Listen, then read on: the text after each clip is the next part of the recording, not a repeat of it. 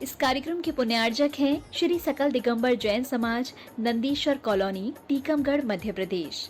प्रबंध कारिणी समिति, पंच कल्याणक समिति, नंदीश्वर कॉलोनी, टीकमगढ़, मध्य प्रदेश।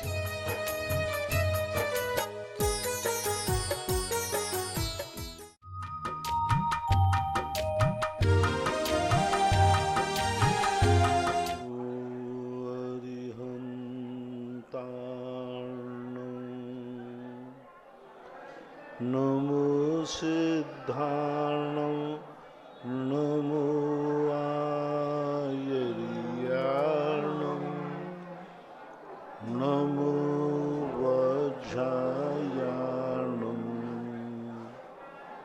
नमो लोये सव्यसाहूर्णं।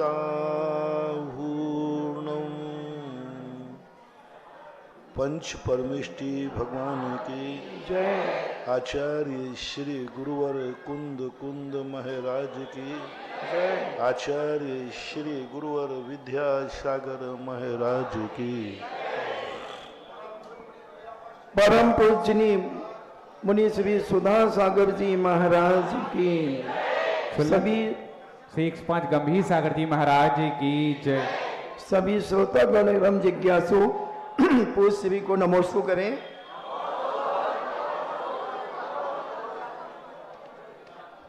महाराज जी, सभी ज्योतिषाचार्यों का प्रश्न है कि गुरुदेव, जन्म कुंडली में गुरु का स्थान किस जगह होता है? स्थान पर किस स्थान पर होता है और सबसे अधिक शुभ क्या होता है? वे ज्योतिष का विषय है। कुंडली का अलग अलग स्थान होते हैं।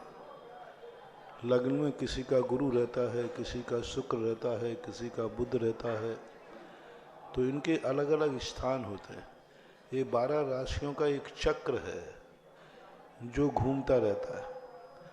जन्म के समय जो ग्रह मूल में लग्न में पड़ जाता है, उस ग्रह को लग्न मानते हैं कि भाई ये लग्न का, उसी से वो राशि निकालते हैं।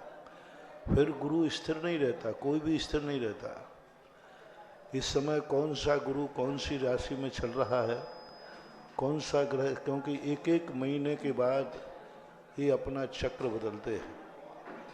शनि अपना 2.5 साल में स्थान बदलता है, और जो बुध हैं, गुरु हैं, ये सब एक एक महीने के अंदर अपनी अपनी राशियों के स्थान बदलते हैं। अभी इस राशि पे चल रहा है, 1 महीने बाद अपनी राशि बदल देगा।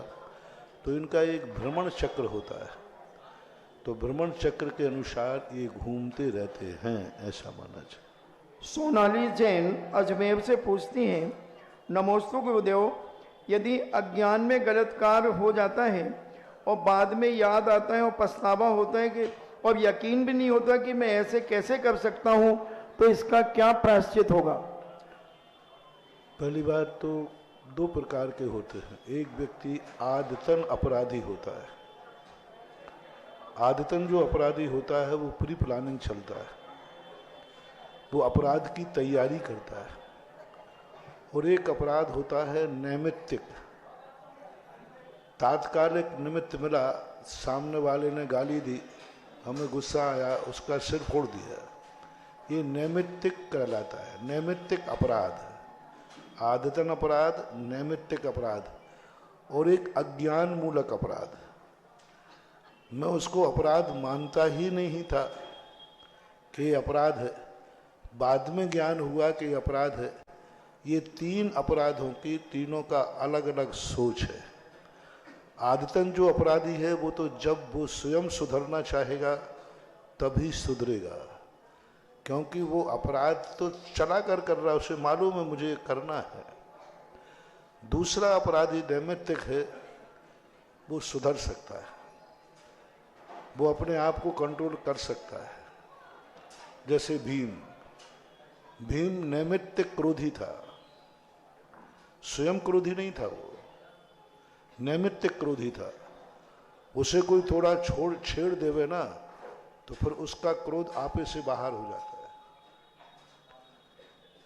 वो क्रोध खत्म हो गया। जैसे ही उसने तत्व ज्ञान प्राप्त हुआ, मुनि दशा प्राप्त की, नीति को प्राप्त हुआ, क्रोध खत्म हो गया। द्रौपदी का चीरहरण हो रहा है, द्रौपदी को अब शब्द बोले जा रहे हैं, लेकिन चूंकि वहाँ नीति कहती है कि हाँ नहीं बोलना, तो भीम भी चुप बैठा रहा। तो ये कहलाता है नैमित्तिक। और एक अज्ञान मूलक होता है, वो तो सुधर ही जाता है जब उसको ज्ञान होता है कि मैंने गलत किया, जो मैंने गलत मान के नहीं किया। तो फिर ये दो अपराध ज़्यादा खतरनाक नहीं है। आदतन अपराधी नहीं होना चाहिए। आदतन जो अपराधी हो जाते हैं वे स्वयं के लिए भी घातक हैं और दूसरों के लिए भी घातक हैं। उन आदतन अपराधी का कोई सुधार, कोई उपाय नहीं। उनका उपाय तो कर्म ही उनको सुधार सकता है, दंड व्यवस्था ही उनको सुधार सकती है। Yashwant Singhai retired GST officer Lalitpur से पूछते हैं, नमोस्तु गुरुदेव, आपने ललितपुर में कहा था कि जैसा भी हो, जैसा है वैसा भी है, जैसा भी है पॉजिटिव करो। आपने यह भी कहा था हमेशा पॉजिटिव सोच रखना चाहिए। आप अक्सर अपने प्रवचनों में एवं जिज्ञासा समाधान में कभी कभी ये भी पूछते हैं कि आपकी हार की क्या तैयारी है। मुनिश्री, इस संबंध में मेरी जिज्ञासा कि यदि कोई इंसान हमेशा पॉजिटिव सोच रखेगा तो वह पहले से अपनी हार की तैयारी कैसे और क्यों करेगा? हार की तैयारी तो इंसान जब खुद के प्रति निगेटिव सोचेगा तभी करेगा, फिर तो पॉजिटिव सोच कैसे रख सकेगा? हार की तैयारी वही इंसान करेगा जो निगेटिव सोच रखेगा। वो पॉजिटिव सोच को आप समझ ही नहीं पाए। पॉजिटिव थिंकिंग का अर्थ होता है अभाव में सद्भाव की अनुभूति, हार में जीत की अनुभूति। हारने के बाद तुम्हारी क्या तैयारी है? या हार में जीत की अनुभूति है? जीत की अनुभूति मैंने पहले ही जान लिया है। यदि ऐसा आया तो मेरी ये तैयारी है। तैयारी शब्द नहीं सुना आपने, जो चाणक्य ने कहा था चंद्रगुप्त से। चाणक्य का सबसे बड़ा पॉजिटिव सोच यही था, जो व्यक्ति पहले से कहता है कि यदि उसके गुरु ने पूछा कि चंद्रगुप्त तुम क्या कर रहे हो, बोले मैं जीतने की तैयारी, मैंने पूरी तैयारी कर ली, मैं जीतूंगा। तो चाणक्य ने हार गए तो उसकी क्या तैयारी है? तैयारी शब्द पॉजिटिव थिंकिंग है। जैसे अपन जी रहे हैं तो जैन दर्शन कहता है यदि अभी तुम्हारी मौत आ जाए तो क्या तैयारी है? ये नकारात्मक सोच नहीं है, तैयारी। जैसे आप गाड़ी में जा रहे हैं, एक्सीडेंटल कोई है और तुरंत सामने से कोई गाय भैंस आ गई या कहीं टक्कर लगने वाली है, तुम्हें मालूम चल गया कि अब ये गाड़ी एक्सीडेंट होगी, तो आपको गाड़ी में बैठ करके मंजिल तक जाने की तैयारी थी। यदि रास्ते में एक्सीडेंट हो गया तो क्या तैयारी है? ये नकारात्मक सोच नहीं है, पॉजिटिव सोच है। पॉजिटिव से ऊपर भी एक थिंकिंग और है। पॉजिटिव थिंकिंग इससे ऊपर और है, एक पावर थिंकिंग। तो पॉजिटिव थिंकिंग से भी बहुत बड़ी थिंकिंग है पावर थिंकिंग, जो कहता है कि मैंने हारने की भी तैयारी कर ली। आप गाड़ी ले जा रहे हैं, आपकी नई गाड़ी है, सब कुछ है, मैं 1 घंटे में वहां पहुंच जाऊंगा। तो नीति कहती है पावर थिंकिंग। पॉजिटिव थिंकिंग ने कहा कि मैं 1 घंटे में वहां पहुंच जाऊंगा, और आपने फोन भी कर दिया मैं आ रहा हूं, इतने बजे चला हूं, इतने बजे पहुंच जाऊंगा। ये हुई पॉजिटिव थिंकिंग। पहुंच जाएंगे, अभी पहुंचे नहीं हो, यहीं से शुरू हुआ रहा है। अब पावर थिंकिंग क्या कहती है? यदि रास्ते में गाड़ी पंचर हो गई तो क्या तैयारी है? पंचर हो गई तो क्या तैयारी है? ये पावर थिंकिंग। मेरे पास पाना है, मेरे पास स्टेपनी है, स्टेपनी रखना, पाना रखना, पंचर हो जाए उसकी तैयारी करना, ये पॉजिटिव थिंकिंग से और ऊपर पावर थिंकिंग कहलाती है। मेरे पास है पावर थिंकिंग, मेरी पंचर होने पे तैयारी है। मैं जंगल में गाड़ी बिगड़ जाए तो मेरी तैयारी है। यदि रास्ते में कुछ हो जाएगा तो मेरी तैयारी है। यदि मेरी गाड़ी चलते चलते मौत आ जाए तो मेरी तैयारी है। तो ये पावर थिंकिंग की बात है, ये नकारात्मक सोच नहीं है। जो पॉजिटिव थिंकिंग रखता है वो पावर थिंकिंग और रख ले तो पॉजिटिव, नकारात्मक, कितनी भी नकारात्मक परिस्थितियां आ जाएं वो घबराएगा नहीं, बोले मेरी तैयारी है। इसी को तो बोल रहे संलेखना, इसी को बोलते समाधि, इसी को बोलते हैं परिसय सहन करना, इसी को बोलते हैं सहिष्णुता। सहिष्णुता किसे कहते हैं? विपरीत परिस्थिति पे होने पर अपने आप को तैयार रखना उससे निपटने के लिए, उसको तो ये पावर थिंकिंग कहलाती है। हार की भी तैयारी, नकारात्मक अभाव में सद्भाव की जिंदगी जीने की कला जिसमें आ जाती है, वो पॉजिटिव थिंकिंग से ऊपर उठकर पावर थिंकिंग में चला जाता है। राकेश और जैन, पॉजिटिव थिंकिंग एक विचार है, पावर थिंकिंग एक साधना है, तपस्या है, आचरण है। पॉजिटिव थिंकिंग तो सोचने मात्र वैचारिक क्रांति है, और पावर थिंकिंग का अर्थ होता है साधना, तपस्या। मैं उससे लड़ने को तैयार हूँ, मैं इस परिस्थिति को जूझने के लिए तैयार हूँ। किसी प्रतिकूल परिस्थिति को सामना करने की तैयारी करना, इसका नाम होता है पावर थिंकिंग। राकेश जैन मुंबई से पूछते हैं, नमोस्तु गुरुदेव, क्या समाधिस्थ मुनिराजों के चित्र भगवान के चित्र के साथ साथ हम लगा सकते हैं? और जिन मुनिराजों से, गुरुओं से हमें राह मिली है, उनको उनके फोटो के सामने श्रद्धा बस हम दीपक अर्पित कर सकते हैं क्या? मंगल के रूप में, शगुन के रूप में, पूजा के रूप में नहीं। क्योंकि फोटो की यदि आपने पूजा शुरू कर दी तो फिर 6 महीने बाद वो फोटो इतनी सम्माननीय हो जाएगी कि वो घर, वो स्थान मंदिर बन जाएगा। फिर यदि फोटो टूटती है, फूटती है, नीचे रखते हो, उतारते हो, उसके सामने भोजन करते हो, जूते चप्पल पहन के जाते हो, अशुद्धि आदि में विचरण करते हो, तो फिर वो सब संभव नहीं हो पाएगा, क्योंकि वो फोटो पूज्य हो गई। अब पूज्य फोटो होते ही वो मंदिर का रूप ले लेता है, और घर घर के हिसाब से चलता है। मंदिर जैसी शुद्धि घर में कभी हो ही नहीं सकती। इसलिए फोटो आदि की पूजा नहीं करना, चरण उसको स्पर्श, चरण स्पर्श आदि नहीं करना, उसके लिए मात्र प्रतीक रूप में टांगना है, एक सगुन के रूप में टांगना है, और एक दीप भी जलाना है तो सगुन के रूप में जलाओ, उस फोटो की पूजा के रूप में नहीं। राजीव जैन अमर पाटन से पूछते हैं, मेरे आराध्य पूज्य गुरुदेव के चरणों में कोटि सा नमन। तीर्थंकर भगवान के जन्म कल्याणक में जितने भी देवी देवता सम्मिलित होते हैं, क्या उनका संसार अल्प रह जाता है? भगवान की वर्गणाओं का भी प्रभाव खूब पड़ता है क्या उनके ऊपर? नहीं, ऐसा कोई नियम नहीं है कि जो पंच कल्याणक आदियों में शामिल होते हों वो नियम से आसन भव्य होते हों, ऐसी बात नहीं।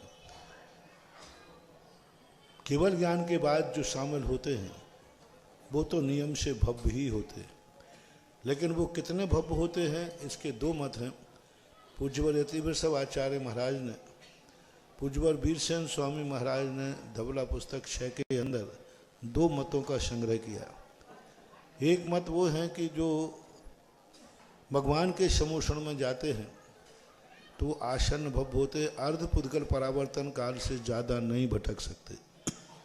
दूसरा मत ये भी है कि भगवान के समोषण में जाकर के व्यक्ति अनंतों बार चला गया समोषण में और फिर भी वह मिथ्या दृष्टि बना रहा, ये मत का भी प्रभाव है। तो इन दोनों मतों से अपन निर्णय नहीं कर पाएंगे, लेकिन ये मानना चाहिए 3 कल्याणकों में शामिल होने वाले व्यक्ति को हम भव्य ही कहें, ऐसी बात नहीं। क्योंकि कुछ पद ऐसे हैं स्वर्गों में जो नियोगी पद होते हैं, और उन पदों पर रहने वाले देवता जन्मादिक कल्याणकों में आते हैं, फिर भी वह भव्य हों ऐसा हम नियम नहीं कह सकते। लेकिन जो नियोगी देव होते हैं वे नियम से भव्य ही होते हैं, जैसे सौधर्म, ईशान, सनत कुमार, इंद्रादिक पद, इन पर अभव्य नहीं बैठेगा। अब ऑनलाइन जिज्ञासाओं के पश्चात यहाँ उपस्थित भक्तों की जिज्ञासाएं होंगी। जिज्ञासा समाधान को जिनवाणी चैनल, आदिनाथ टीवी और सुधा कलश चैनल के माध्यम से श्रवण कर रहे लाखों लाख भक्त और यहाँ उपस्थित जन समुदाय की ओर से जगतपुर निर्यापक समर्थ 30 चक्रवर्ती मुनिपुंगव श्री सुधा सागर जी महाराज के चरणों में बारंबार नमोस्तु नमोस्तु नमोस्तु। क्षुल्लक श्री गंभीर सागर जी महाराज के चरणों में बारंबार इच्छामी इच्छामी इच्छामी। पूज्य मुनि श्री जब से टीकमगढ़ में आए हैं होली तो टीकमगढ़ वाले भक्ति की तभी से खेल रहे हैं। और आज प्रातःकालीन की बेला में कुछ ऐसी होली खिली महाराज श्री जिसकी चर्चा पूरे टीकमगढ़ और आसपास में है। एक आज ऐसी बोली लगी जिसकी किसी ने कल्पना नहीं की थी। इतना आनंद उस बोली, सबको देखने में आनंद आया, लेने वालों को तो जो आया बात अलग है। एक छत्र की बोली जब यहां पर लगाई गई पार्श्वनाथ भगवान के मस्तक पर, तो दो श्राविकाएं आपस में बोली बढ़ रही थी और बोली को देख करके जनता तो आनंदित थी, महाराज श्री भी बड़े प्रसन्न हो रहे थे। और आज वो बोली बढ़ते बढ़ते बढ़ते बढ़ते 11 कलश 51 श्रीफल तक पहुंच गई, एक छत्र की बोली। तो इतनी बड़ी महिमा यदि कोई बताने वाले संत हैं तो पूज्य सुधा सागर जी महाराज हैं। और आज टीकमगढ़ में एक ही बात चल रही थी कि मुनिश्री क्या जादू कर देते हैं, कोई मंत्र है क्या है कि लोग दौड़े दौड़े धोती दुपट्टे पहन के आते। आज 3 घंटे लगातार बड़े बाबा का महामस्तकाभिषेक चला, 1500 से अधिक लोगों ने किया। और महाराज श्री अभी तक तो सुनते थे कि आपकी शांति धारा करके रोगियों के रोग दूर हो गए। आज पता चला कि आप तो वो महाराज हैं जो व्यंतरों को भी भगा देते हैं। आज क्या हुआ, एक घटना रात को घटी। दीपेश जैन इंदौर के एक व्यक्ति जिन्हें गर्मी बढ़ने या और किसी कारण बस लोगों ने कहा इन्हें व्यंतर आए हैं, भूत प्रेत आए हैं, वो चिल्लाने लगे, डमोकारवन पढ़ने लगे, नरेंद्रम फड़ेंद्रम पढ़ने लगे। परिवार वाले घबरा गए। यहाँ पर उनके परिचय सौरभ पाली जी रहते हैं, उनको खबर भेजी। उनने कहा इन्हें कोई एक ही व्यक्ति इनके भूत उतार सकते हैं, वो है सुधा सागर जी महाराज। तो उनने कहा आप इनका आशीर्वाद हमें दिला दें। सौरभ भाई सुबह आए, महाराज जी को बताया। उस शांति धारा में जैसे ही महाराज जी ने उनका नाम लिया, 2 मिनट बाद इनकी सूचना आ गई कि रात भर से चिल्ला रहे थे, अब बिल्कुल शांत हो गए हैं। तो पूज्य सुधा सागर जी महाराज जी की शांति धारा की इतनी महिमा है कि एक बार नाम व्यक्ति का भूल जाता है तो सारे भूत पलित ऐसे ही भाग जाते हैं, और महाराज जी से तो वैसे ही डलते हैं देवता। हाँ, इस प्रकार से बहुत चमत्कारिक आज काम हुआ है। और कल प्रातःकालीन की बेला में जब शिलान्यास होगा तो वो भी एक ऐतिहासिक कार्यक्रम होगा। सभी लोग 7:30 बजे पूरे टीकमगढ़ की समाज यहाँ पर उपस्थित होगी, जिज्ञासा करेंगी। ब्रह्मचारिणी विमलेश दीदी जी, और इसके बाद जिज्ञासा के लिए तैयार रहें सुनील जी जैन सुंदरपुर।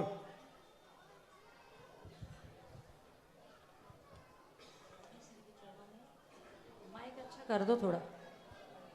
मुनीसी जी के चरणों में बारंबार नमन करते हैं और अनुज श्री चुल्ले जी के चरणों में इच्छा में।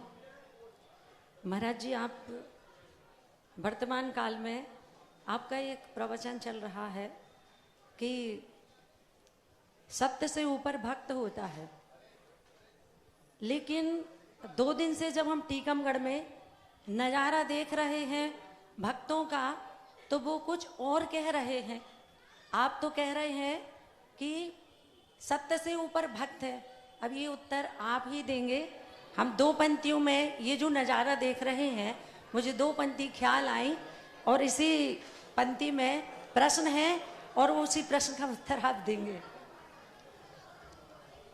तेरा यहाँ होना गजब ढा रहा है, टीकमगढ़ वाले कह रहे हैं, तेरा यहाँ होना गजब ढा रहा है, मजा आ रहा है मुनिबर, मजा आ रहा है, मजा आ रहा है मुनिवर, मजा आ रहा।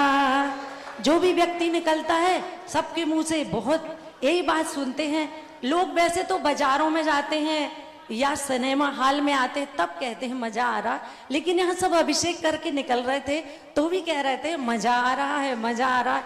तो मुझे पंक्ति ख्याल आ गई और मैंने उसको शब्दों में गूंथ लिया। तेरा यहाँ होना गजब ढा रहा है, तेरा यहाँ होना गजब ढा रहा है, मजा आ रहा है मुनिवर, मजा आ रहा है, मजा आ रहा है मुनिवर, मजा आ रहा है। तारे से तुमसे जुड़ने लगे हैं, तारे से तुमसे जुड़ने लगे हैं, हवा लगे हैं। कौन? ये भक्त टीकमगढ़ वाले। तारे से तुमसे ये जुड़ने लगे हैं, हवाओं में ऐसे ये उड़ने लगे हैं। खुदा चल के जैसे इनके करीब आ रहा है, खुदा चल के जैसे इनके करीब आ रहा है। मजा आ रहा है मुनिवर, मजा आ रहा है कि नहीं? अब महाराज जी से प्रश्न है कि आपने कहा कि सत्य से ऊपर भक्त होता है, आप कहते हैं सत्य से ऊपर भक्त होता है, और भक्त ने कहा कि सत्य ऊपर होता है। अब ये सच है कि ये सच है? आप इसका जवाब दीजिए, कैसा का समाधान? न यह सच है न वह सच है, और यह भी सच है वह भी सच है। यही एक सत्य से ऊपर की कहानी है। मजा आ रहा है, यही तो। देखो, सत्य से ऊपर मजा। एक ओम शांति, आगे नहीं आए, भोजन कर रहा है, उसे बहुत अच्छा भोजन मिला, बहुत बढ़िया भोजन मिला, उसने कहा मजा आ गया। और एक व्यक्ति ने सुबह से एक बूंद पानी नहीं पिया था, वो महाराज जी का पेट भर के आया था और भूखा था, और कह रहा आज मजा आ गया। सत्य ये है कि पेट भरने के बाद मजा आना चाहिए, और सत्य से ऊपर है कि वो महाराज का पेट भरने के बाद भूखा नाच रहा है, बोले मजा आ गया। यही तो सत्य से ऊपर है। सबसे बड़ा चमत्कार है, स्नान भगवान का हुआ है तो भगवान को मजा आना चाहिए, मजा आ गया। जैसे आप लोग कभी नहाते हैं ना, और बढ़िया नहाने का स्थान मिल जाए, स्विमिंग पूल मिल जाए, तो आप क्या कहते हो? मजा आ गया। तो आज भगवान को कहना चाहिए था कि मजा आ गया, तो भगवान तो बोला नहीं, जिसने लोटा ढाला वो कह रहा है मजा आ गया। ये सत्य से ऊपर नहीं तो और क्या है? नहन भगवान का हुआ और मजा भक्त को आ रहा है। पेट महाराज का भरा और वो भूखा है, फिर भी भूखे को, ये सत्य से ऊपर है। भक्ति सदा सत्य से ऊपर रहती है। गुणोस्तोकम सदुल्लंग तद बहुत कथा स्तुति। जो गुण उसमें विद्यमान नहीं है उनकी भी कहना। देखो, सत्य से ऊपर सिद्ध परमेष्ठी कौन है? सिद्ध परमेष्ठी कहाँ है? सिद्धालय में। और ये लोग कहते हैं महाराज को देखे हमने चलते फिरते सिद्धों के चरणों में सिर झुकाता। ये क्या है? सत्य से ऊपर। सत्य वो है और इनको सत्य दिख रहा है यहाँ पर। तो हर भक्ति के अंदर बहुत सत्य से बाहर। पुजवर मानतुंग आचार्य महाराज ने कहा कि हे भगवान, आपकी कीर्ति लोकाकाश के बाहर फैल रही है। जब मैंने पहली बार पढ़ा तो मैंने कहा पुजवर मानतुंग आचार्य क्यों बुद्धू बना रहे हो सबको? अरे 3 लोक से बाहर कोई जीव ही नहीं है। कीर्ति तो जीव फैलाते हैं, भक्त फैलाते हैं, और वो तृष्णाली में होते हैं। और आप कह रहे लोक के बाहर कीर्ति फैल रही है। लोक के बाहर आप सुन के आए कि कीर्ति फैल रही थी वहां? लेकिन उन्होंने कहा सत्य ये है कि कीर्ति 3 लोक के अंदर ही फैलती है, और सत्य से बाहर भक्ति कहती है मैं तो सोच रहा हूं कि 3 लोक के बाहर भी फैल रही है। भक्तांबर में एक श्लोक है, शुभ्रा गुणास्ति भुवनौ तब लंघयन्ति, यानी आपके पवित्र गुणों की चर्चा 3 लोक के बाहर लोक को लांग रही है। ये बात कैसी बड़ी बात है? तो क्या ये झूठ है? सत्य और सत्य से ऊपर वो झूठ नहीं हो सकता। वो झूठ नहीं हो सकता, और सत्य भी नहीं हो सकता, और झूठ भी नहीं हो सकता। तीसरी सत्ता कौन सी है? जो सत्य है नहीं और असत्य है नहीं, इसको बोलते हैं सत्य से ऊपर। फिर मैंने कहा इसको कैसे बैठा लें? तो पता चला कि कुंद कुंद भगवान ने कहा, कौन कहता है कि 3 लोग के बाहर कीर्ति नहीं फैल रही, मेरे पास आओ। तो प्रवचन सार में जाकर के जब मिला तो वहां एक सूत्र मिला, आदा नान पमाणम नानम ने पमाणम नेयम लोया लोयम तब्बा नानम तू सब गयम। आत्मा ज्ञान प्रमाण है और ज्ञान ज्ञेय प्रमाण है, और ज्ञेय लोका अलोकाकाश में भी है और अलोकाकाश में ज्ञान गाता है, यानी अलोकाकाश को भी ज्ञान जान रहा है। यही तो लोक को लंघ रही है कीर्ति। अब ये कहलाती है खोजे हैं। तो इसलिए भक्त जब भी नाचता है सत्य से ऊपर होकर न। कितना बढ़िया उदाहरण मैंने दिया। नगर का सही सीन लेना है तो नगर के ऊपर से अच्छा आएगा कि नगर के नीचे से अच्छा आएगा? बस, तो नगर से ऊपर उठना पड़ेगा। नगर सत्य है, लेकिन सत्य को देखने के लिए नगर से ऊपर उठना पड़ता है, तभी आता है।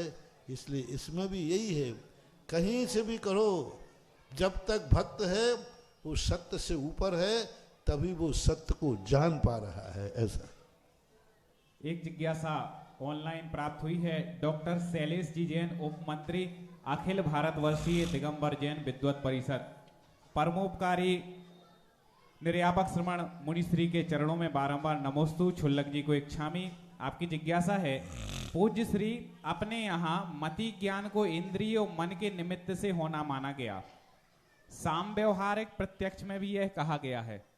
जिज्ञासा यह है कि जो वस्तु साक्षात चक्षु इंद्रिय से दिखाई दे रही है, कर्ण से सुनाई दे रही है, उसे सीधा प्रमाण मानने में क्या दोष है?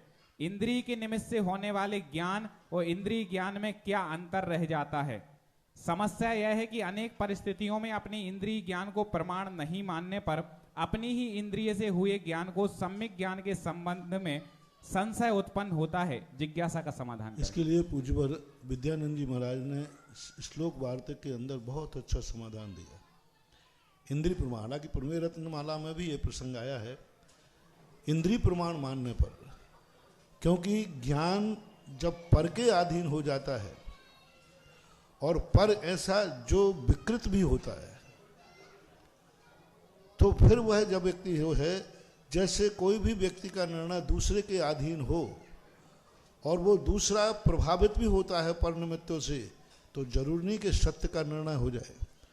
यदि इंद्रिय को प्रमाण मान लिया जाए तो कई बार सीप में रजत का संदेह कैसे होगा? यदि इंद्रियों को प्रमाण मान लिया जाएगा तो कभी संदेह नाम की चीज भी नहीं होना चाहिए। दूर से देखने में ये क्यों हुआ कि बला का है कि पता का है? परीक्षा मुख में आया कि यदि इंद्रिय प्रमाण सही है तो फिर बालों के गुच्छा को देखकर मच्छरों का ज्ञान क्यों हुआ? इंद्रिय तो देख रही है ना। तो इंद्रिय से देखने पर वे संशय आदि उत्पन्न होते हैं, क्योंकि इंद्रिय विकृत भी होती है, इंद्रिय धुंधली भी होती है, आंख को पीलिया भी होता है। आंख से चंद्रमा देख रहा है, लेकिन वो देख रहा आंख से झूठ नहीं बोल रहा है, चंद्रमा पीला है। अब चंद्रमा पीला नहीं है, चंद्रमा की चांदनी तो शुक्ल है, फिर पीली कैसे है? क्योंकि आंख पीलिया से प्रभावित है। तो इंद्रियां पर निमित्तों से प्रभावित होती हैं। इंद्रियां एक पौद्गलिक संरचना है, इसलिए इंद्रिय के अधीन होकर जो ज्ञान किया जाता है वो कभी प्रमाण नहीं हो सकता। अब इसके लिए हमारे यहाँ साम व्यवहारिक प्रत्यक्ष कहते हैं।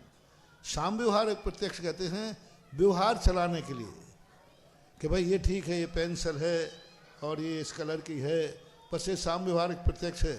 सत्य यह है कि यह पेंसिल नहीं है। सत्य यह है कि यह पेंसिल नहीं है। हमने 4 लोगों ने मिलकर के इसका नाम आज से पेन रख दिया। मैंने रख दिया, ये अपन सब, ये हम सब कहते इसको हम पेन कहेंगे, और हमारा ये नीचे गिर गया, हम कहें पेन उठाओ, तो आप उठाओगे कि नहीं? क्योंकि अपन को क्या पता चल गया? एनसीसी में जो कैडेट होते हैं, मिलिट्री में उनको सिखाया जाता है, कोड नंबर दिया जाता है, कि कोड नंबर दिया जाता है गुप्तचर को कैसे पकड़ें। तो उन्होंने कोड नंबर दे दिया, कोई तुमसे तुम कौन हो? तो उन्होंने कह दिया कोई एक नाम ले लो, रूमाल। अभी किसी को मालूम नहीं है, सबको मालूम है। कोई पूछे तुम कौन है, वो नहीं बता पाए क्योंकि आज का कोड उसे पता नहीं। उसे पकड़ लेंगे कि हमारे भेष में दूसरा व्यक्ति आ गया, और अपना व्यक्ति होगा तो तुम कौन है, बोले रूमाल, तो समझ लेंगे कि हमारा। तो अब ये उसको एक मनुष्य का नाम रूमाल रख दिया गया, किसके आधार पर, हम सबके आधार। तो ये साम्य व्यवहार प्रत्यक्ष कहलाता है। साम्य व्यवहार प्रत्यक्ष प्रमाण की कोटि में नहीं आता, इसलिए हमारे यहाँ सम्यक ज्ञान कहा, और सम्यक ज्ञान को प्रमाण कहा, इंद्रिय ज्ञान को प्रमाण नहीं कहा। और सम्यक ज्ञान को परोक्ष कहा, और परोक्ष जो है स्वतः ज्ञान से जानी हुई वस्तु सम्यक ज्ञान की कोटि में नहीं आती। पूज्यवर अकलंक स्वामी, सम्यक ज्ञान अपने आंखों से देखी हुई वस्तु प्रमाण की कोटि में नहीं आती, क्योंकि अनुभव कभी प्रमाण नहीं होता, क्योंकि अनुभव सबके अलग अलग होते। अनुभव को प्रमाण नहीं माना, इसलिए हमारे यहाँ सम्यक ज्ञान कौन है, प्रमाण नय रधिगमः, प्रमाण और नयों से जाने। और फिर ये प्रमाण नयों से जाना हुआ भगवान के सर्वज्ञ भगवान के द्वारा कथित वस्तु स्वरूप जाने, तब प्रमाण है, इंद्रिय प्रमाण नहीं। यानी मति ज्ञान भी प्रमाण नहीं, शुद्ध ज्ञान भी प्रमाण नहीं, इंद्रिय ज्ञान भी प्रमाण नहीं। जिनेन्द्रियों के द्वारा कहा हुआ शब्द जब हमारे मति शुद्ध ज्ञान का विषय बनता है, तब प्रमाण की कोटि में आता है। इसलिए अनुभव प्रमाण, इंद्रिय प्रमाण कभी नहीं हो सकते, क्योंकि एक वस्तु को देखकर सबके अनुभव भिन्न भिन्न हैं।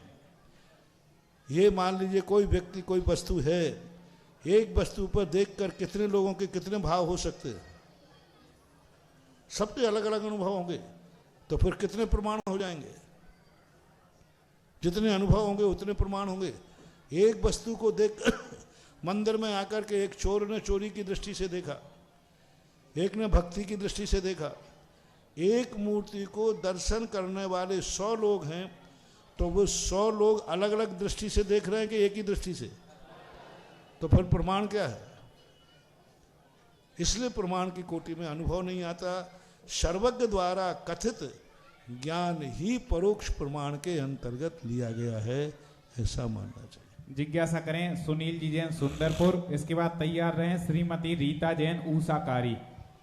हे गुरुवर के चरणों में कोटि सा नमोस्तु नमोस्तु नमोस्तु। चुल्लक के चरणों में इच्छामि। हे गुरुवर, मेरी जिज्ञासा है कि हम लोगों को अभिषेक पाठ नहीं आता है, हम ऐसा क्या करें, अभिषेक पाठ करते समय क्या पढ़ें और हम अभिषेक करें। आप कुछ नहीं करें, 6 महीने बाद तक अभिषेक न करके अभिषेक पाठ पढ़े। हाँ, यही तरीका। शुरू में बच्चों को रटाया जाता, तुम्हें कुछ नहीं करना है, इसको रट लीजिए। तो आप पाठ को पढ़िए और प्रतिदिन पाठ पढ़ेंगे, 6 महीने बाद फिर जाकर के अपने आप पाठ याद हो जाएगा, तो अभिषेक भी हो जाएगा, पाठ भी हो जाएगा। इसलिए किताब रख लो और पढ़ लो, फिर अभिषेक कर लेना। पहले ऐसा करो जिनको याद नहीं होता, किताब रख लो, अभिषेक पाठ पढ़ लो और पढ़ करके फिर अभिषेक कर लो, तो हो जाएगा। इसलिए तो हमने सामूहिक अभिषेक रखा है कि सब लोग सामूहिक अभिषेक करो। हमने कमेटी से कहा है प्रत्येक अभिषेक करने वाले के हाथ में किताब होना चाहिए, और 6 महीने यदि आपने किताब में देख के पढ़ा, तो बिना पढ़ा विद्यार्थी भी, छोटा सा बालक जो पढ़ के नहीं जानता और भक्तामर याद कर लेता है। कैसे कर लिया? सुन करके। पढ़ के नहीं जानते, भक्तामर की किताब दे दो तो नहीं पढ़ पाएगा, और उसे भक्तामर का श्लोक याद है। तो जब वो बिना पढ़ा बालक सुन करके भक्ताम याद कर लेता है, तो आप तो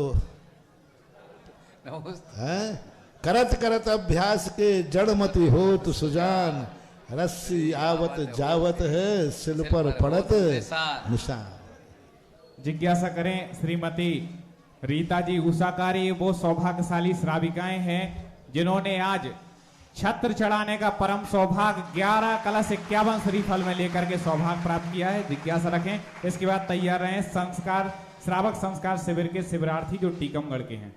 ये महाराज जी जहाँ आते हैं इतिहास नया बनाते हैं, मुट्ठी भर यदि खाते हैं तो दोनों हाथ लुटाते हैं। ऐसे महाराज श्री के चरणों में मेरा और मेरे कारी परिवार की तरफ से त्रिकालवार नमोस्तु महाराज जी, नमोस्तु महाराज जी, नमोस्तु। छुल्लक जी के चरणों में इच्छामी महाराज जी, इच्छामी महाराज जी। महाराज जी मेरी ये जिज्ञासा है कि मैं इस मंदिर से जुड़ी हूँ और कम से कम 18-19 साल इस मंदिर में पाठशाला चलते हो गई है। मैंने कायोसर्गपूर्व नियम लिया था कि मैं पाठशाला का संचालन हमेशा ज़िंदगी भर तक करती रहूँगी, लेकिन कुछ कारणवश 4-5 साल से मेरे माता पिता की अस्वस्थता के कारण मैं पाठशाला में समय नहीं दे सकी। इसका क्या प्रायश्चित है गुरुवर? शंका का समाधान करें। नमोस्तु गुरुवर। अब इसका यही प्रायश्चित होता है, जो कार्य स्वयं नहीं कर पाते हैं तो अपने स्थान पर दूसरे को नियुक्त कर देना चाहिए। आप घर में जब घर से बाहर जाते हैं तो आपके जो कार्य हैं वो किसी को सौंप के जाते हो कि नहीं? तो इसी प्रकार धर्म के कार्य जब आप बाहर जाते हैं या कोई काम आते दूसरे को नियुक्त करिए, दोषी महिलाओं को नियुक्त करिए और उनको नियुक्ति करने के बाद में जैसे तुम्हारे लिए अनुकूलता बने पुनः उनको संभालिए, देखिए, एडजस्ट करना सीखो। समस्या है तो उसका समाधान भी है। ऐसी दुनिया की कोई समस्या नहीं जिसका कोई समाधान न होता हो। तब समाधान है तो समस्या को एडजस्ट करो, और एडजस्ट यदि हम करेंगे तो दोनों काम हो जाएगा। वह भी कार्य हो सकता है और यह भी हो सकता है। ऐसे करना। नमोस्तु महाराज जी, नमोस्तु महाराज जी, नमोस्तु महाराज जी। इच्छामी महाराज जी, इच्छामी महाराज जी, इच्छामी महाराज जी।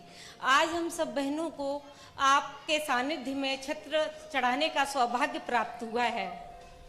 मूल नायक भगवान को छत्र चढ़ाने का क्या महत्व है?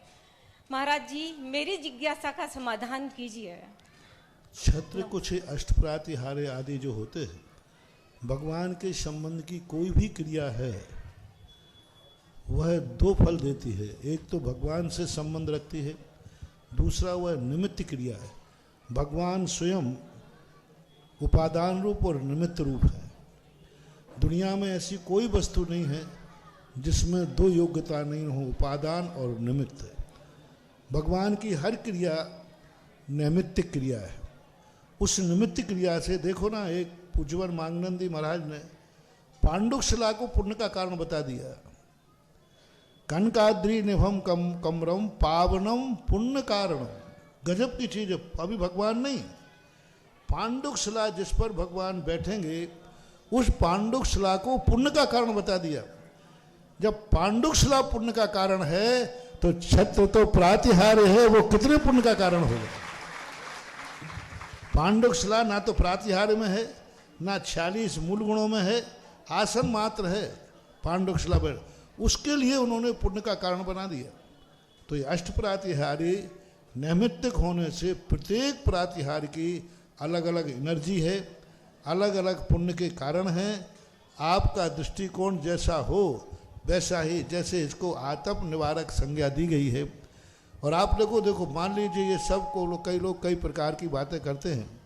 आप ये बताएं, तीर्थ क्षेत्रों पर जाते हैं, बहुत पुरानी बातें हैं, सबसे ज़्यादा लोग तीर्थ क्षेत्रों पे क्या चढ़ाते हैं? क्यों चढ़ाते हो? तो ये क्या मिथ्या परंपरा है? और आज से नहीं देख रहा हूँ, यहाँ सबसे बूढ़ा बैठा हो वो भी बताए उसके समय पर भी छत्र चढ़ते थे कि नहीं चढ़ते थे। अभी जो यहाँ पर मझार मंदिर में जो हमें भंडारा मिला उसमें भी छत्र मिला। जो भंडारा 170 साल बाद जो खोला गया उसमें चांदी के सब चीज़ें मिली, उसमें भी एक छत्र मिला। आज के छत्र तो फिर भी काले पड़ जाते हैं, इतने सालों के बाद भी वो छत्र चमकता हुआ मिला। हाँ, तो ऐसी स्थिति में तो ये सारी चीज़ें क्यों छत्र चढ़ते आए अनादिकाल से? अच्छा ये बताएं, जब रथ चलता है तो चवरी, कोई लोग कहते महाराज जी छत्र चवरी क्यों चढ़ते हैं, आठों प्रातिहार्य क्यों नहीं चढ़ते? ऐसी मूर्खता भरी बातें करते हैं। अरे 8 चढ़ाओ ना, किसने मना किया है? 8 चढ़ाने की कोई मनाही तो है नहीं, लेकिन जैसे 4 आवश्यक होते, 6 आवश्यक होते, फिर भी पूज्यपाद स्वामी कुंद आदि स्वामी कहते हैं नहीं, 2 आवश्यक मुख्य हैं, दान पूजा मुख्यो सावो धम्मो। और वैसे धर्म 4 है, दान पूजा शील मुब्बासो चौव्यो सावयो धम्मो, लेकिन उसमें भी उन्होंने कह दिया मुख्य कौन है? दान पूजा। इसी प्रकार 8 प्रातिहार्य अच्छे हैं, चढ़ना ही चाहिए, लेकिन 8 प्रातिहार्य न चढ़ा पाए तो मुख्य कौन है? तो छत्र का मैंने बता दिया, छत्र हमेशा से चढ़ते आए तीर्थ क्षेत्रों में कि नहीं? छत्र ही क्यों चढ़ाते आए तुम्हारे पूर्वज? 8 प्रातिहार्य क्यों नहीं चढ़ाते?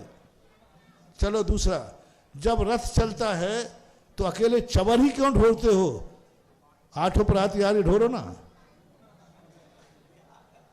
बोलो, रथ चलता है ना, तब क्या ढोलते हैं? तो चवर ही क्यों ढोलते हो आप लोग?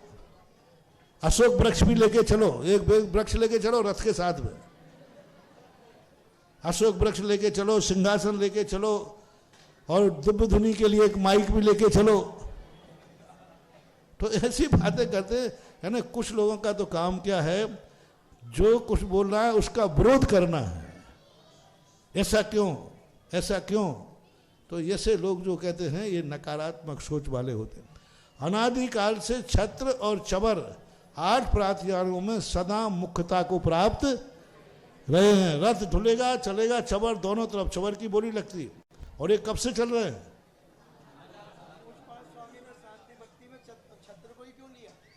हाँ, उसमें शांति भक्ति में उन्होंने छत्र की मुख्यता दी, और इसमें चवर की मुख्यता है। तो ऐसे हैं 8 प्रातिहार्य में कोई चढ़ाने में दिक्कत नहीं। 8 में 2 मुख्य हैं, छत्र और चवर। और आज इनके परिवार ने श्रीमती रीता अरविंद जी जैन भोपाल और श्री सुनीता जी डॉक्टर सुखमाल जी गवालिया और सभी बहनों ने मिलकर कारी परिवार की आज छत्र का सौभाग्य प्राप्त किया था। जिज्ञासा करें श्रावक संस्कार शिविर के शिविरार्थीगण, और इसके बाद जिज्ञासा के लिए तैयार रहे श्रीमती रश्मि चौधरी जी। परम पूजनीय गुरुदेव सुधा सागर जी महाराज जी के चरणों में हम सभी शिवरार्थी एवं उनके परिवार की ओर से बारंबार नमोस्तु नमोस्तु नमोस्तु। छुल्लक श्री गंभीर सागर जी के चरणों में इच्छामी इच्छामी इच्छामी। गुरुदेव, हम सभी इस बार आपके शिविर में गए थे, जिसमें हमें बहुत ही आनंद और उत्साह आया, लेकिन अब हमसे अगले शिविर का इंतजार नहीं हो रहा है। तो गुरुदेव जिज्ञासा है कि अगले शिविर का इंतजार हम लोग कैसे करें, हम लोग क्या करें? और प्रार्थना है गुरुदेव कि इस बार टीकमगढ़ नगर में शिवरात्रि शिविर लगे हुए। नमो। अगले शिविर के इंतजार का, अगले शिविर की कभी घोषणा करते ही नहीं। जो हो जाता है वही हो जाए। अगले शिविर जैसा होगा, जहाँ होगा, होगा या नहीं होगा, ये जब होगा तब आकर के देख लेना, तभी हो पाएगा। अभी से कहना तो मुश्किल है। महाराज श्री भावना सब लोग ये भा रहे कि आज आपके सानिध्य में होली तो हैप्पी होली हो गई, अब आगे महावीर जयंती आने वाली है, वो भी हैप्पी हो जाए हम लोगों के लिए। महावीर जयंती तक का तो सानिध्य टीकमगढ़ वालों को मिलना चाहिए, क्योंकि इतनी श्रद्धा भक्ति और उत्साह टीकमगढ़ वाले दिखला रहे हैं। जिज्ञासा करें श्रीमती रश्मि जी चौधरी, इसके बाद जिज्ञासा के लिए तैयार रहें। हाँ, वो तो एक बाद एक, अभी होली थी, होली के बाद महावीर जयंती, महावीर के बाद अक्षय तृतीया, अक्षय तृतीया के बाद शुद्ध पंचमी, शुद्ध पंचमी के बाद चतुर्मास की स्थापना, चतुर्मास के बाद दिवाली, दिवाली के बाद फिर होली। हम लोग महाराज जी करें क्या? आपके सानिध्य में आनंद इतना आता है कि आपको कोई छोड़ना ही नहीं चाहता है। जिज्ञासा करें रश्मि चौधरी जी, इसके बाद जिज्ञासा के लिए तैयार रहें श्रीमती वैशाली जैन। गुरुवर के चरणों में नमोस्तु नमोस्तु नमोस्तु। छुल्लक जी के चरणों में इच्छामी इच्छामी इच्छामी। मेरी जिज्ञासा यह है गुरुवर, विग्रह गति में जीव नवीन कर्मों का आश्रय और बंध कैसे करता है? उसको वहां पर क्या निमित्त या भाव बनते हैं? सिद्धांत ग्रंथों में कार्मण कायोग होता है, योगों से बंध होता है। उज्ज्वल उमा स्वामी महाराज ने कहा कर्म योग से 3 योग होते हैं, मन वचन और काय। इन तीनों योगों से आश्रय होता है। और काय कितने होते हैं? औदारिक, वैक्रियक, आहारक, और औदारिक, आहारक और वैक्रियक मिश्र होते हैं 6, और एक कार्मण कायोग होता है। ये 7 काय योग होते हैं। और जब वो काय योग स्वयं ही है और काय योग से ही आश्रय होता है, तो वहाँ कार्मण का योग विद्वान रहने से वहाँ आश्रय होते हैं, ऐसा मानना चाहिए। और आज एक बहुत बड़ी घोषणा निर्यापक श्रवण मुनि पुंगव सुधा सागर जी महाराज के माध्यम से प्रातःकालीन बेला में की गई। आज उस सौभाग्यशाली पात्र की घोषणा हुई जिसने माझार जैन मंदिर में सबसे बड़ा पुण्य कमाया है और बड़े बाबा पार्श्वनाथ भगवान का पूरा गर्भालय और एक मंजिल पूरी बनाने का सौभाग्य प्राप्त किया है। ऐसे पुण्यशाली परिवार, सौभाग्यशाली सृष्टि टीकमगढ़ के दानवीर जिनको कहा जाता है, श्रीमान बाबूलाल जी कारी, राजा जी कारी, रोशनी जी कारी, नितिन जी, रीना जी कारी, ध्रुव, पर्व, भूमि, अर्थ एवं समस्त कारी परिवार के द्वारा यह घोषणा की गई है कि पूरी एक मंजिल हम बनवाएंगे और महाराज जी जैसी कहेंगे वैसी बनवाएंगे। यदि महाराज जी ने कह दिया सोने की बननी है तो सोने की बनेगी। फिर महाराज जी के अनुरूप पूरी एक मंजिल बनाने का यह सौभाग्य प्राप्त किया है। और राजा कारी जी ने अपने पूरे परिवार के 8 सदस्यों को माझ मंदिर का ट्रस्टी बनाया है। उनकी चारों बहनें भी माझ मंदिर की आज ट्रस्टी बन गई हैं। आ जाइएगा पूरा कारी परिवार और टीकमगढ़ जैन समाज। इनका कहना था कमेटी में तो हम हैं ही, हमें स्वागत की जरूरत नहीं है, लेकिन टीकमगढ़ की समाज इनका स्वागत करेगी। राजा जी आ जाइएगा शीघ्रता से, राजा कारी जी, समस्त परिवार आ जाएं।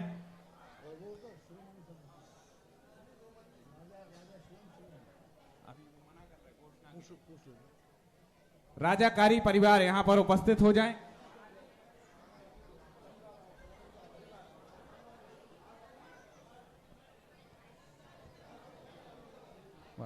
आ जाइएगा। पूरा परिवार महाराज श्री माझ मंदिर के लिए समर्पित भाव से लगा रहता है और बहुत बड़े इन्होंने आज दान की घोषणा आपके श्री चरणों में की है। टीकमगढ़ की जैन समाज सभी महामहिम जी आ जाइएगा और जो शिरोमणि संरक्षक बन चुके हैं पहले वो लोग भी आ जाएं सम्मान के लिए। और परम शिरोमणि संरक्षक, जो शिरोमणि संरक्षक, परम शिरोमणि संरक्षक बन चुके हैं वो लोग भी आ जाएं सम्मान के लिए। राजा कारी जी परिवार का स्वागत सम्मान कर रहे हैं। एक मंजिल पूरी बनाने का इन्होंने परम सौभाग्य प्राप्त किया है। इसी के साथ महाराज श्री आज के ही दिन सौभाग्य प्राप्त हुआ है, एक वेदी बनाने का परम सौभाग्य प्राप्त किया है। ऐसे हमारे श्रावक श्रेष्ठी परिवार जिन्होंने आज के दिन वेदी बनाने का सौभाग्य प्राप्त किया है, 101 कलश में श्रीमान सुधीर जी, संध्या जी बजाज, सलज प्रियल बजाज, अनिवेश यश बजाज एवं समस्त बजाज परिवार जो कि अध्यक्ष बने हैं नवीन कमेटी के। आ जाइएगा बजाज परिवार, हमारे अध्यक्ष जी उपस्थित हो जाएं और सभी कमेटी के लोग और प्रमुख जो संरक्षक सदस्य बने हैं, शिरोमणि बने हैं, परम शिरोमणि, वो इनका स्वागत सम्मान करें। बजाज परिवार उपस्थित हो जाएं शीघ्रता से, जल्दी आइए, जल्दी। जब तो जिज्ञासा चलिए बजाज परिवार जब तक आ रहे अपनी जिज्ञासा रखें। श्रीमती वैशाली अमित शास्त्री, इसके बाद जिज्ञासा के लिए तैयार रहें रितेश जैन बुखारिया। माइक दे दे, वहां पर माइक ले लें और जिज्ञासा रखें श्रीमती वैशाली जी जैन और यहाँ पर बजाज परिवार उपस्थित हो जाएं। महाराज के चरणों में कोटि कोटि नमोस्तु, छुल्लक सिंह के चरणों में इच्छामी।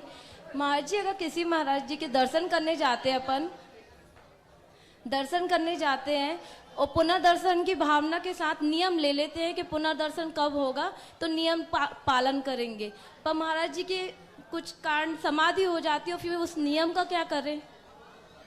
समाधि हो गई तो जीवन पर्यंत के लिए आता है, या तो वो जिंदा हो या तुम जिंदा हो, पुनर्दर्शन नहीं हो पाए तो उसका कोई फर्क नहीं पड़ता क्योंकि वो समाधि लेके चले गए। समाधि पहले का ही नियम माना जाता है, बात का नहीं। अब जिज्ञासा रखें रितेश जी जैन बुखारिया, इसके बाद जिज्ञासा के लिए तैयार रहें श्रीमती सुधा जी जैन नंदीश्वर कॉलोनी टीकमगढ़। जल्दी करो, आ जाए शीघ्रता से आए। निवेदन होगा जिनका नाम बोला जाए आपकी जिम्मेदारी है खुद शीघ्रता से आ जाओ, समाज वाले सम्मान करें। इतना समय वो नहीं करना है, 1-1 मिनट उपयोगी है, लाइव जिज्ञासा चल रही है, 1-1 मिनट उपयोगी है। आइएगा। मेरे आराध गुरुवर के चरणों में मेरा और मेरा परिवार की ओर से नमोस्तु और छुल्लक जी के चरणों में इच्छा में। महाराज श्री आपने शिविर में बताया था कि शांति धारा में 3 बार ओम बोलते हैं, तो उस समय जो आपने ओम बोलने की महिमा बताई थी, तो उस ओम बोलने की महिमा क्या है? और महाराज जी, मैं आपसे क्षमा चाहता हूं क्योंकि मैं शिविर में था और मैं वार्तालाप में बीत गया था। तुम्हारी चूक को हम पुनः फिर से अगले शिविर में फिर आना पर पड़ा देंगे। महाराज जी, आपसे निवेदन कर रहे हैं। आज सुबह भी हमने इस संबंध बताया था, महान आत्माओं की शक्ति लेने के लिए रैकी, जिसे आज की भाषा में बोलते हैं, हमें कोई ना कोई माध्यम बनाना पड़ता है, क्योंकि बिना माध्यम के जो आराध्य की आराधना की जाती वो साधना कहलाती, और किसी का आलम्बन लेकर के जब हम किसी आराध्य को पुकारते हैं तो वो उपासना कहलाती। जैसे नमोकार मंत्र लेकर के हमने नमो अरिहंताणम बोला और अरहंतों का स्मरण किया, ऐसा ही जब हमारे लिए किसी शक्ति की आवश्यकता है तो हमें कोई एक ऐसा मेडिटेट माध्यम बनाना चाहिए जिसका आलम्बन लेकर के वो एनर्जी मेरे पास आए।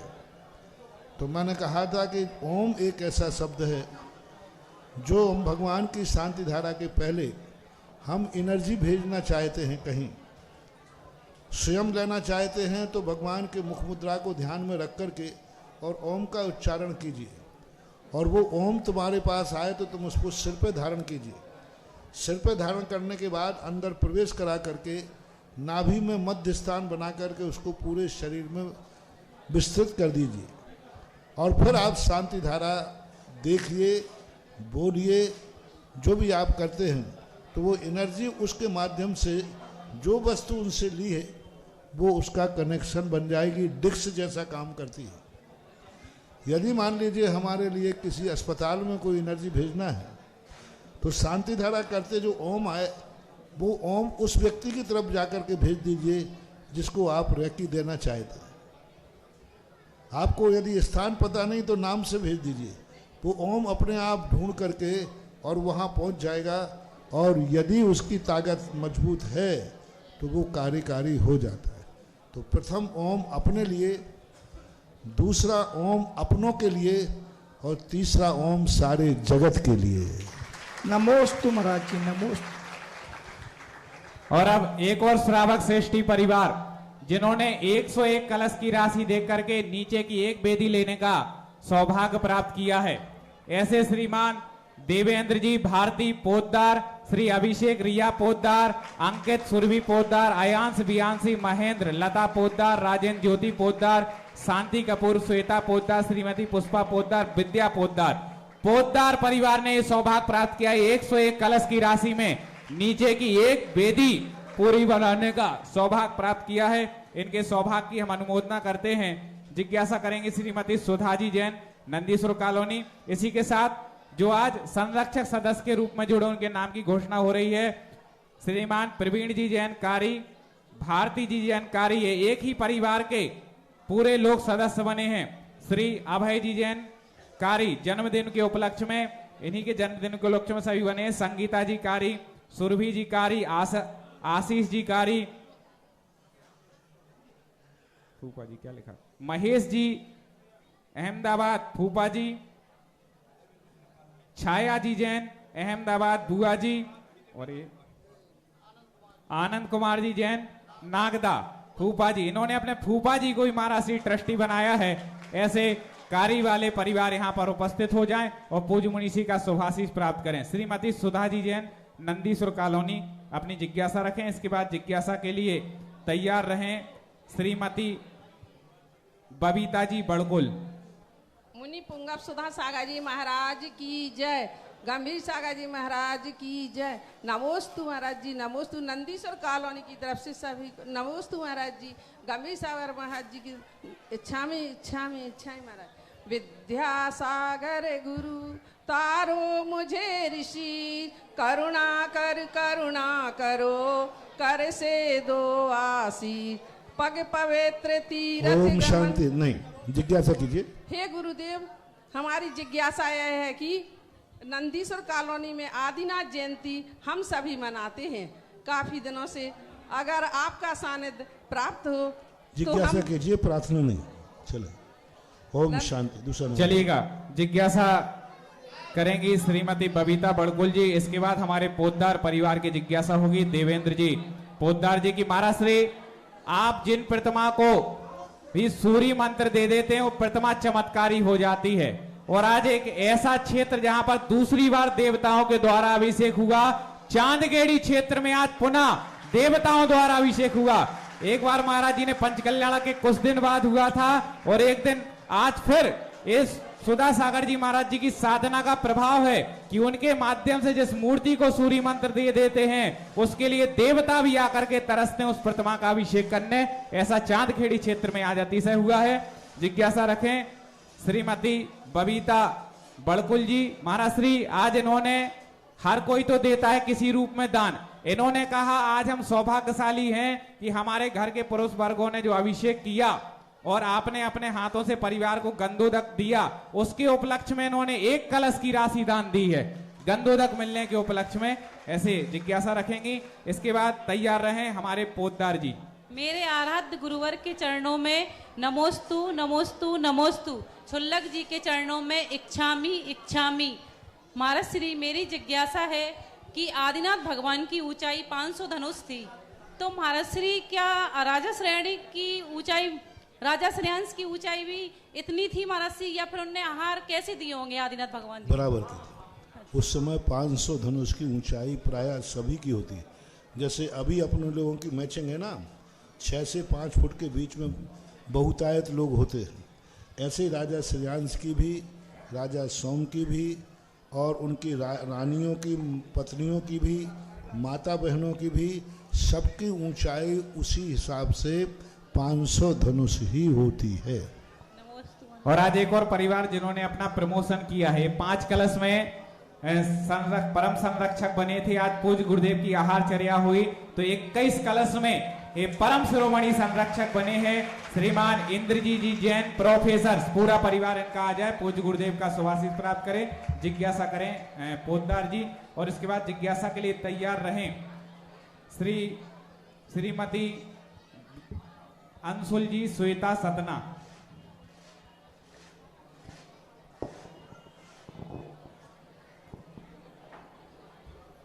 चालू करो भाई।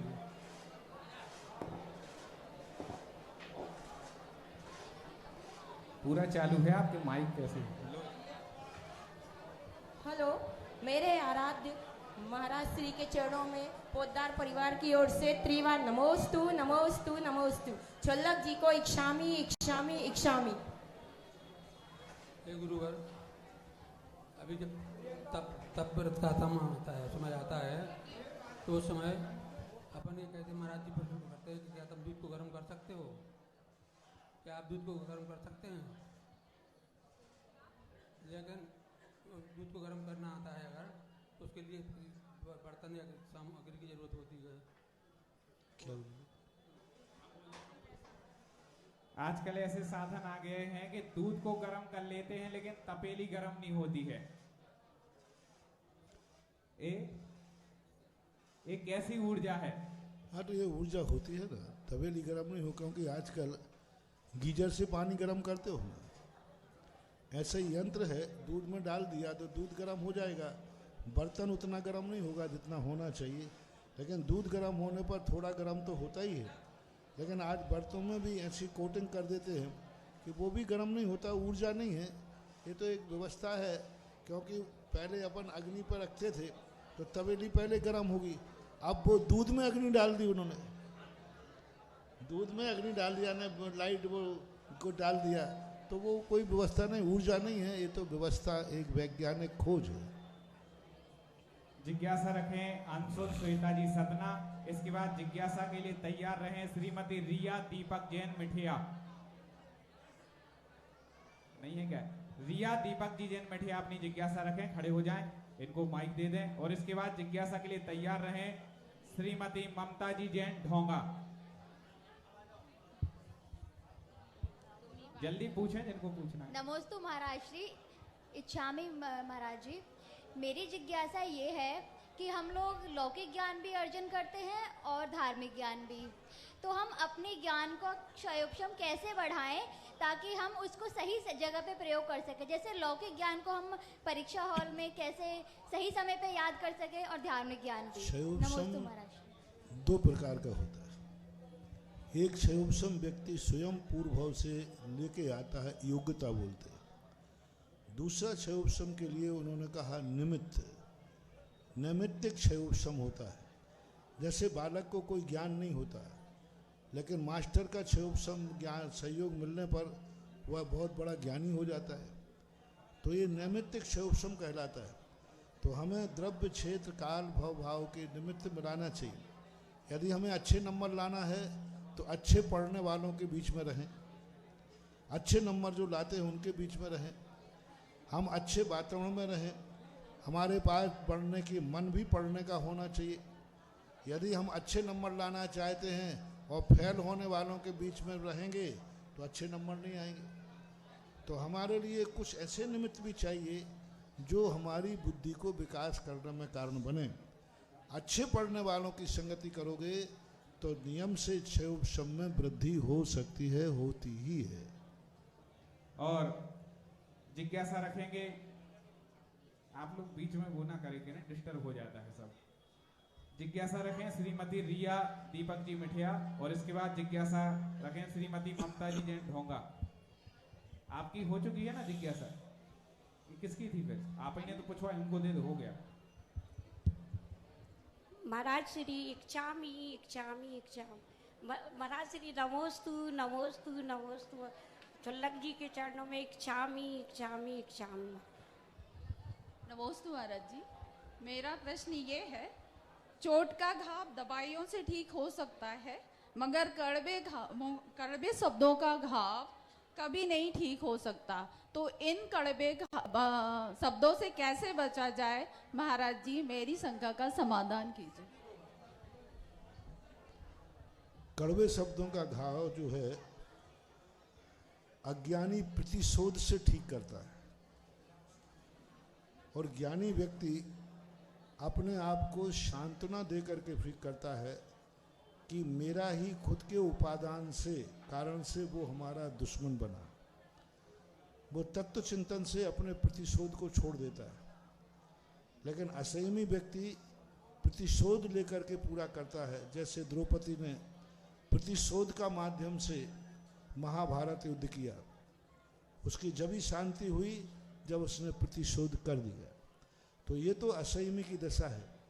लेकिन ज्ञानी सम्यक दृष्टि जो है, ऐसी स्थिति को जब कोई अपना ही व्यक्ति धोखा देता है, अपने ही विश्वसनीय व्यक्ति जब हमारे प्रतिकूल जाता है, तो उसको अपना ही कर्म का उदय मान करके वो अपने मन को समझा लेता है, सहिष्णु बन जाता है कि नहीं, इसकी गलती नहीं है, मेरे ही कर्म ने इसको प्रतिकूल बनाया है, ऐसा मान करके। महाराज श्री, कल भव्य शिलान्यास यहाँ पर आपके सानिध्य में होने वाला है। पूरी टीकमगढ़ की समाज उसके लिए उत्साहित है, और जब भी शिलान्यास होता है तो स्वर्ण शिलाएं, रजत शिलाएं इत्यादि, जिसे सबका सहयोग मिल जाए, शिलाएं रखी जाती हैं। तो जो परिवार इन शिलाओं को रखते हैं उनको क्या पुण्य मिलता है? मुख्य शिलान्यास करता तो होते ही, लेकिन ये जो छोटी शिलाएं रखते हैं, इसके संबंध में बहुत विचार किया है कि ये मंदिर बनते समय एक ईंटों को रखने की क्या परंपरा रही है। ये परंपरा है कि भगवान हम तुम्हारा मंदिर नहीं बना सकते, लेकिन उसमें एक ईंट लगी हुई है। वो एक ईंट आपका एंटीना का काम करेगी। जब भी आप इस मंदिर में आओगे, वो ईंट आपको एनर्जी देना चालू कर देगी। दुनिया में आप कहीं विपत्ति में पड़े हैं, यदि आपकी एक ईंट यहाँ मंदिर में लगी हुई है, तो वो ईंट आपको यहाँ से भगवान की ताकत लेकर आपके तक भेज सकती है। क्योंकि हम ज़्यादा काम तो कर नहीं सकते, लेकिन एक ईंट तो जरूर लगा सकते। और मैंने तो अभी ये कहा कि व्यक्ति को अपने रिश्तेदारों की, अपने सारे जहाँ से तुम चाहते हो कि हमारे पारसनाथ भगवान की एनर्जी हमारे रिश्तेदारों में से भी कभी बुरी खबर ना आवे, तो आप उन चहेते रिश्तेदारों के नाम की ईंट रखिए। नाम की सलाह रखिए, उनका नाम लेके रखिए, बेटी का, कुंवर साहब का, क्योंकि इस मंदिर के निर्माण में उनका एक पत्थर भी वहाँ है तो वो पत्थर तुम्हारे लिए ही हितकारी होगा। और स्वर्ण ईंट रजत ईंट बनाई जाती हैं, ये कोई ऐसा ही नहीं है। जब एक पाषाण की मूर्ति भगवान बन सकती है तो एक मिट्टी की ईंट सोने की क्यों नहीं बन सकती भावना। पहले मैं सोचता था कितने लोग बुद्धू हैं, एक पन्नी लपेट दी तो सोने की हो गई, सफ़ेद लपेट दी तो चांदी की हो गई, पीली कर दी तो सोने की और सफ़ेद कर दी। और आप लोग लेते भी हो, मैंने कि कितने मूर्ख हैं, 2.5 रुपये की ईंट और 2100 रुपये पे ले रहे, 1100 में ले रहे, 500 में ले रहे। आपको मालूम है कि नहीं ये ईंट कितने की है? तो पीला कलर पोतती 2100 की कैसे हो गई? तो मैंने कहा ये तो बहुत बड़ी ठगा ठगी का सौदा है। तो हमने कहा कि देने वाला ठग सकता है लेकिन लेने वाला इतना बुद्धू है क्या? फिर एक बार मेरे पास एक रसीद पड़ी थी यहीं पर कहीं पर, उसमें लिखा था स्वर्ण ईंट 2100 रुपया। मैंने की स्वर्ण ईंट, उसमें नहीं लिखा था बनावटी ईंट, नकली ईंट नहीं लिखा, क्या लिखा था? स्वर्ण ईंट। मैंने कहा ये यदि 500 साल बाद निकले रसीद कहीं से तो वो कहेंगे भैया मजार मंदिर जब बना था सोने की ईंटें रखी गई थी, क्योंकि उसमें रसीद किसकी कटी है? स्वर्ण ईंट, रजत ईंट। ओहो, अब रसीद जिसकी कटी है पुण्य भी आपको उसी का लगेगा, आपको 2.5 रुपये वाली ईंट का नहीं लगेगा। हर चीज में यही समझना, मूर्ति कितने की बनी है उसका मूल्य नहीं है, आपने निछावर कितनी दी है पुण्य उसका लगेगा। छत्र कितने का बना है ये मूल्यवान नहीं है, तुमने कितने का चढ़ाया है वो मूल्यवान है। छत्र भले तुम्हारा 1 किलो का हो लेकिन तुमने जितने की बोली ली है वो छत्र उतने ही वजन का चढ़ाया है, ये तुम्हारे खाते में लिखा रहेगा।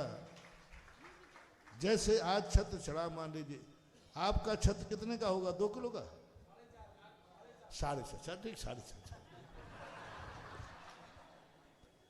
अब पता चला कि ये क्या है, इसको सब मालूम है इसको, इसलिए ये अपनी बीवी को आंखें दिखा रहा था कि मूर्ख 4.5 किलो का चांदी का ध्यान बढ़ती जा रही है।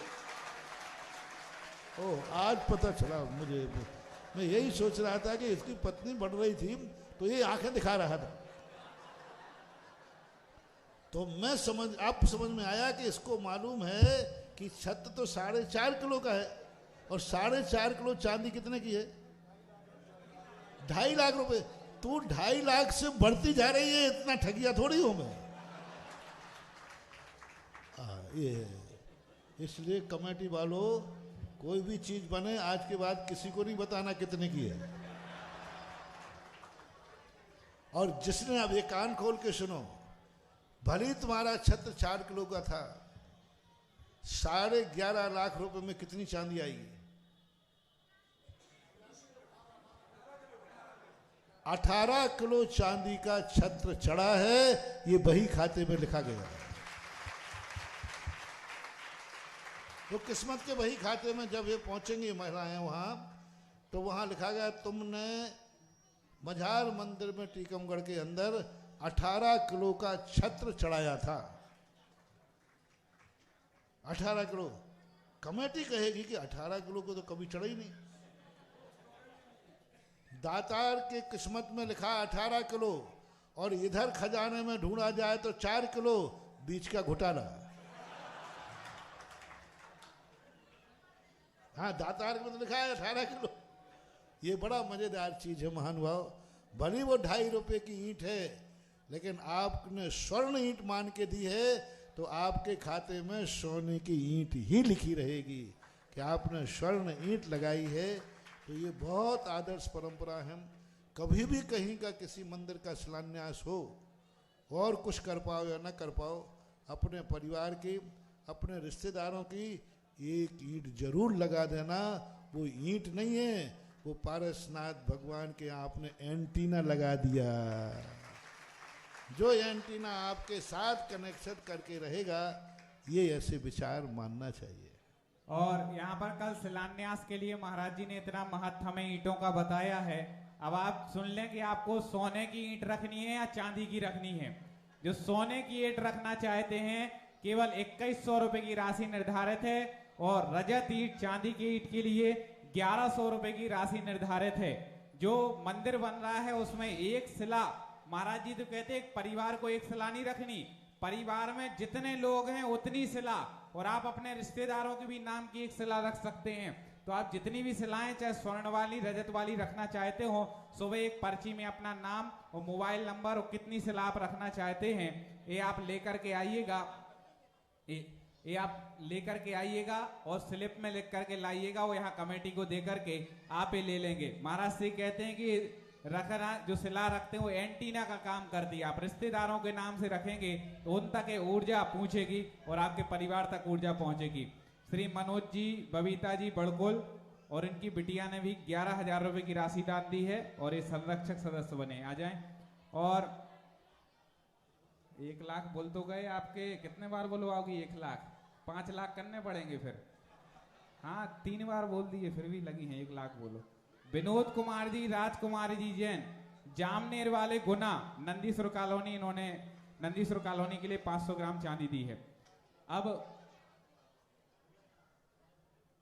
जिज्ञासा समाधान के कार्यक्रम को यहीं पर पूर्ण करते हुए अब पूज्य गुरुदेव की महाआरती का परम सौभाग्य प्राप्त करते हैं। कल ठीक प्रातः 7:30 बजे सभी महानुभाव यहाँ पर उपस्थित हो जाएंगे, और यहाँ पर उपस्थित होने के बाद अपने अपने शिला के लिए आपको ये शिलाएं कमेटी द्वारा दी जाएंगी। आपको घर से ही पर्ची पर नाम लिख के आना है, जिससे समय नाम लिखने में ना जाए, और आप कितनी शिलाएं कौन सी लेना चाहते हैं ये भी आपको नाम लिखना है। अब कौन होगा आज का सौभाग्यशाली पुण्यशाली पात्र जिन्हें जगतपुर निर्यापक श्रवण मुनि पुंगव सुधा सागर जी महाराज की महाआरती करने का परम सौभाग्य प्राप्त होगा?